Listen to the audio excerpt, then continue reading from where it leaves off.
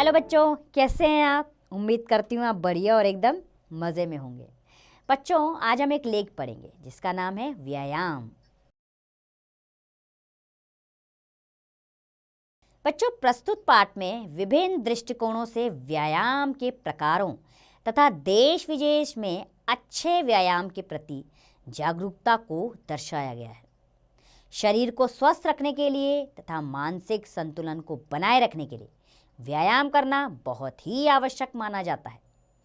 इसलिए हमें प्रतिदिन व्यायाम अवश्य करना चाहिए। तो चलिए पढ़ें अपना लेख।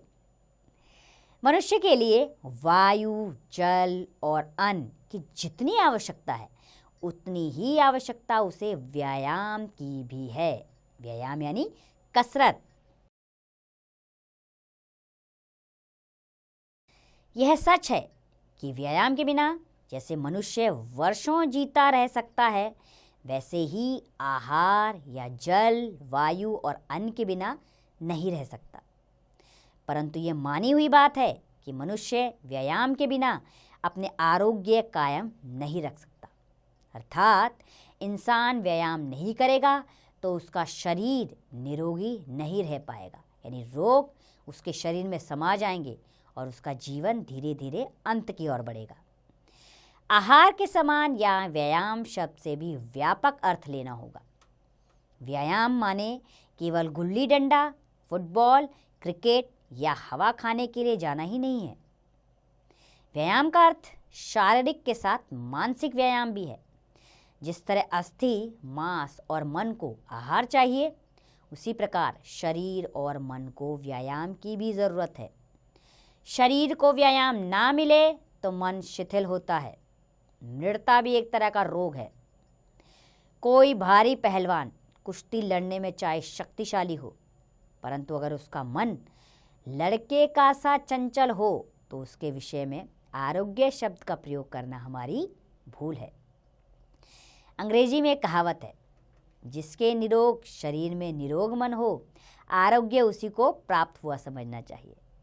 अर्थात इसमें हमने पढ़ा कि हमारे जीवन में व्यायाम अत्यधिक आवश्यक है। व्यायाम के बिना जीवन संभव नहीं रह सकता। जैसे शरीर के लिए आहार ज़रूरी है, वैसे ही तन और मन के लिए व्यायाम भी ज़रूरी है।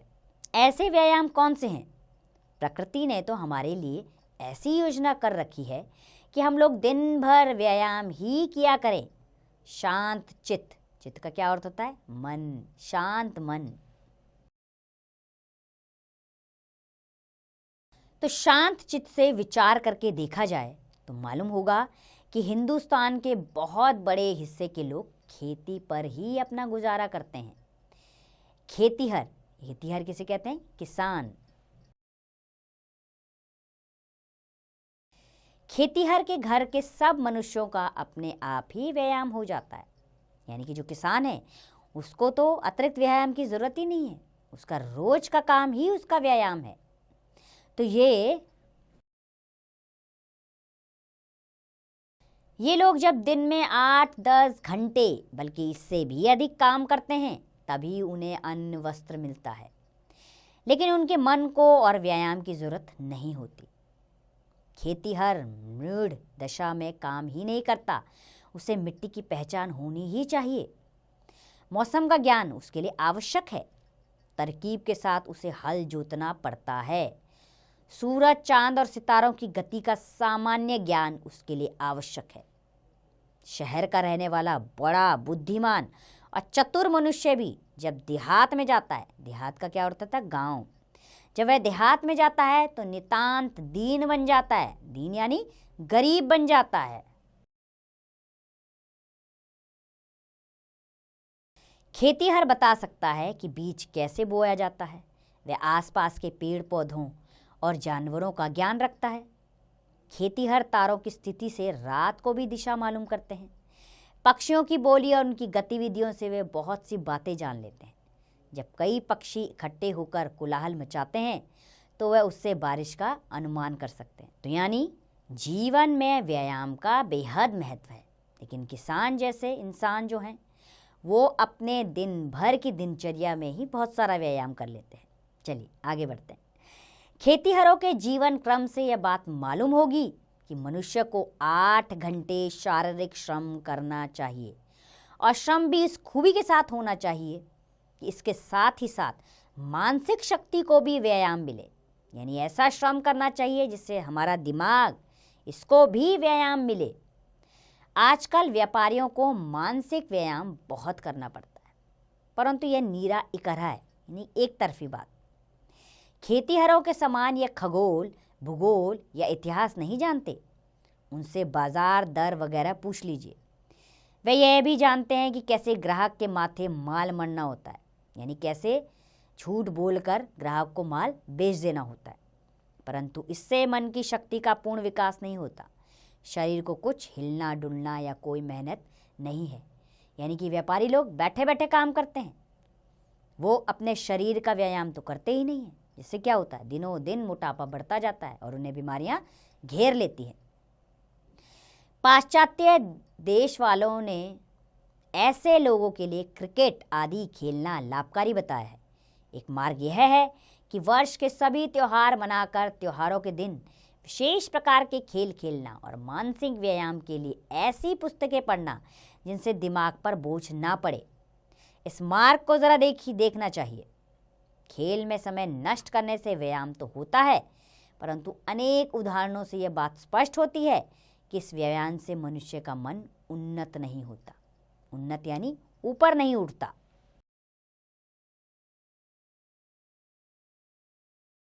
क्रिकेट और फुटबॉल खेलने वालों में कितने ऐसे लोग हैं जिनमें ऊंचे दर्जे की मनः सामर्थ्य हो। हिंदुस्तान में जो खिलाड़ी आज है उनके मनोबल की क्या कैफियत है। इसके विपरीत जिनमें उत्तम मानसिक शक्ति है उनमें खेल खेलने वाले कितने लोग हैं। अनुभव तो यह गवाही देता है कि उत्तम मनः शक्ति वाले पुरुष कम खिलाड़ी होते हैं।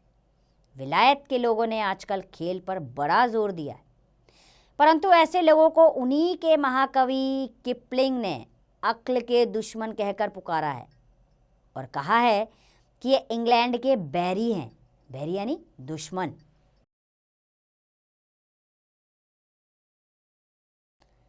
हमारे हिंदुस्तान के मनः शक्ति वालों ने दूसरा ही ढंग अख्तियार किया है।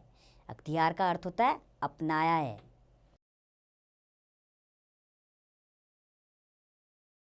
ये लोग मानसिक श्रम खूब करते हैं और उसके मुकाबले में शारीरिक व्यायाम कुछ भी नहीं करते। ऐसे लोग बहुत जल्दी मर जाते हैं।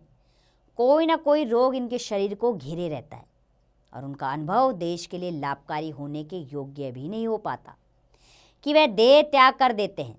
उसी प्रकार जिस प्रकार व्यायाम से कोई काम नहीं निकलता, अर्थात खेलकूद, वह भी ठीक नहीं।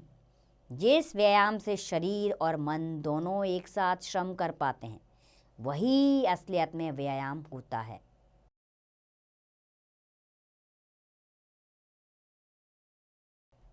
वही अर्थात व्यायाम है और ऐसा व्यायाम करने वाला मनुष्य ही आरोग्य भोग सकता है। यानी कि जो इंसान मानसिक और शारीरिक व्यायाम दोनों व्यायाम करता है वो ही आरोग्य होता है, यानी कि उसी का शरीर निरोगी होता है।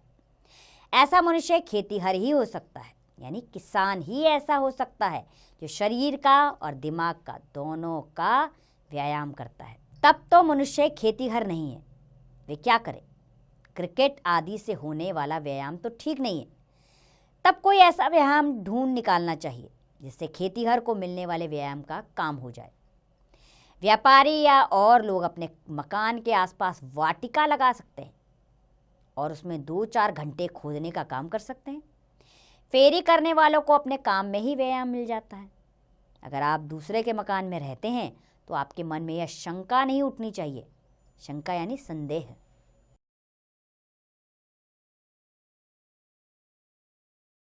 कि हम इनके साथ इनके खेत में जाकर कैसे और क्यों काम करें। यह प्रश्न उठना मन का छोटापन है, यानी कि मन में छोटे विचार पैदा करता है।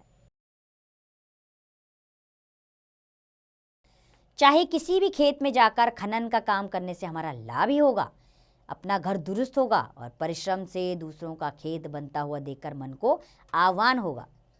यानी शरीर को निरोगी बनाने के लिए हमें हर कार्य करना चाहिए।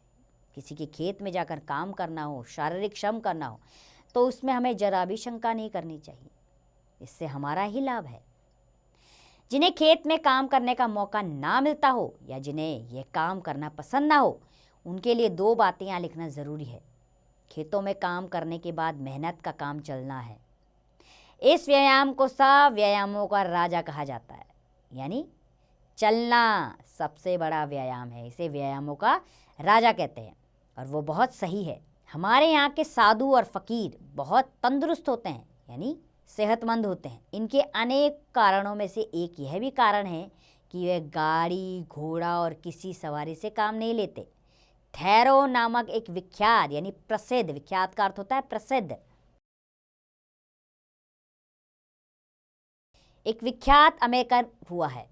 उसने चलने के व्यायाम पर एक बहुत ही विचारणीय ग्रंथ लिखा है। उसने लिखा है कि जो मनुष्य फुर्सत ना मिलने का बहाना बनाकर मकान से बाहर नहीं निकलता और लिखने पढ़ने का काम करता है, उस मनुष्य के लेख भी वैसे ही बीमार होते हैं। यानी कि जो इंसान लेख लिखने का बहाना करता है, यानी कि किताबों में डूबने का बहाना करता है और घर से बाहर निकलकर चलना भी नहीं चाहता, वो जो लिखता है वो भी उसी की तरह बेकार होते हैं। जैसा बीमार वह खुद होता है। उसने अपना अनुभव लिखा है। मैंने जिन दिनों अपनी अच्छी से अच्छी पुस्तक लिखी, उन दिनों में अधिक से अधिक चला करता था। प्रतिदिन 4-5 घंटे चलना मैं कुछ समझता ही ना था। हम अपने मानसिक कार्य का ठीक अंदाज़ा नहीं लगा सकते, जिससे यह नहीं मालूम होता कि शारीरिक व्यायाम ना करने की हालत में हमारा काम कितना रद्दी और निकम्मा होता जा रहा है। चलने से शुद्ध हवा मिलती है और बाहर का मनोहर दृश्य दिखाई देता है। एक ही जगह में या गली कूचे में ना चलना चाहिए। खेतों और पहाड़ों के रास्ते चलना चाहिए। ऐसा करने से दृष्टि सौंदर्य का महत्व हमारे मन में कुछ ना कुछ बैठ जाता है, यानी कि हमें दृष्टि सौंदर्य का आनंद भी मिलता है, यानी कि चारों तरफ की सुंदरता का आनंद भी हम ले सकते हैं इससे। और 1-2 मील चलना कोई चलना नहीं कहलाता। 10-12 मील चलें तो काफ़ी व्यायाम होता है। रोज जिससे यह ना बन पड़ता हो, वह सप्ताह में 1 दिन रविवार को खूब चल सकता है। एक रोगी एक वैद्य के पास दवा लेने गया। वैद्य यानी चिकित्सक।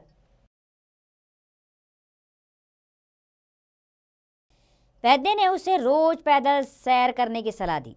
रोगी ने कहा, मुझसे चलने फिरने की ताकत बिल्कुल नहीं है। वैद्य ने टाल लिया, यह रोगी डरपोक है। वैद्य ने उसे अपनी गाड़ी में बिठा लिया और रास्ते में खास मतलब से चाबुक नीचे सड़क पर डाल दिया।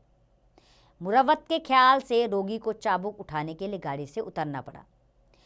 त्यों ही वैद्य ने गाड़ी जोर से हाँक दी। रोगी को गाड़ी के पीछे पीछे हाँफते हुए दौड़ना पड़ा। रोगी के खूब दौड़ने पर वैद्य ने गाड़ी फेरी और रोगी को गाड़ी में बिठा लिया और कहा, तुम्हारे लिए चलना ही दवा है।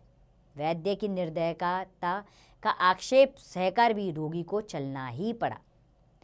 रोगी को भूख खूब लगी हुई थी, जिससे वह चाबुक की बात भूल गया। उसने वैद्य को धन्यवाद किया और घर जाकर संतोष के साथ भोजन किया। जिन्हें चलने की आदत ना हो और जिन्हें अपच या उससे होने वाली कोई बीमारी हो, उन्हें मैदान में चलने का उपाय आजमाना चाहिए। तो ये लेख किसके द्वारा लिखा गया है? मोहनदास करमचंद गांधी द्वारा लिखा गया ये लेख है, जिसमें उन्होंने व्यायाम के महत्व को बताया है कि व्यायाम हमारे जीवन के लिए बेहद ज़रूरी है और मानसिक और शारीरिक दोनों तरह के व्यायाम हमें करते रहना चाहिए। इससे हमारी काया निरोगी होगी और हम स्वस्थ जीवन जी सकेंगे। उम्मीद करती हूँ ये आपको पसंद आया होगा। अब आप इसका अभ्यास स्वयं कीजिए।